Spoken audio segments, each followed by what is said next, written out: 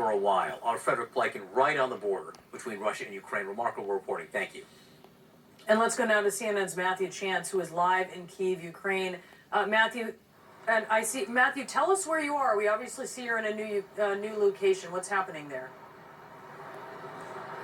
Yeah, so I left central Kiev because what we saw over the course of the past 24 hours, 12 hours, whatever it's been, I've kind of lost track of all time at this point, are these ferocious airstrikes on locations outside of the city, particularly against air defences, an airport in particular, the Antonov Airport, which is in a region called Gostomel, which is about 20 miles away from the centre of Kiev.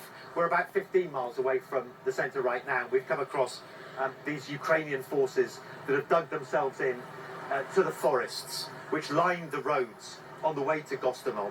There is fierce fighting, according to my sources at the Ukrainian Interior Ministry, at Gostomel right now, with Russian troops battling Ukrainian forces for control of that airport. I'll tell you what the Ukrainian Deputy Interior Minister told me earlier. But first of all, I just want to show you what's going on here. You've got these Ukrainian fighting vehicles that are in these defensive positions, in these forests, in these woods, close to Gostomel, close to that airport. There has been, as I say, a ferocious battle. I've just got off the phone from the Deputy Interior Minister, and he said that the National Guard of Ukraine, that was fighting those Russian forces that moved in by helicopter in the early hours of this morning, they've been pushed back. The National Guard of Ukraine have been pushed back, and they are in full retreat. But he says that there is still a counter-offensive underway. They're bringing in reinforcements.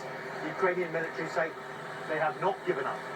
They have not given up the idea of retaking that airport, and they're certainly not going to surrender, they say at this point, to Russian forces coming in. But there is a big concern, and this was expressed to me earlier by the Ukrainian Deputy Interior Minister as well, which is that they believe, and this is what government officials are telling me now, they believe that the Russian plan is not just to encircle Kiev, the Ukrainian capital, but to take it and to topple the government inside. And so right now, government officials are bracing themselves for some kind of what they believe to be preparations for an assault to topple the Ukrainian government. That's coming straight to us from the Deputy Interior Minister of Ukraine. And so that is, again, yet another ominous sign that what we've seen so far, which has been bad enough, frankly, is only the start of the bigger plan that Vladimir Putin, the Russian president, has put into operation.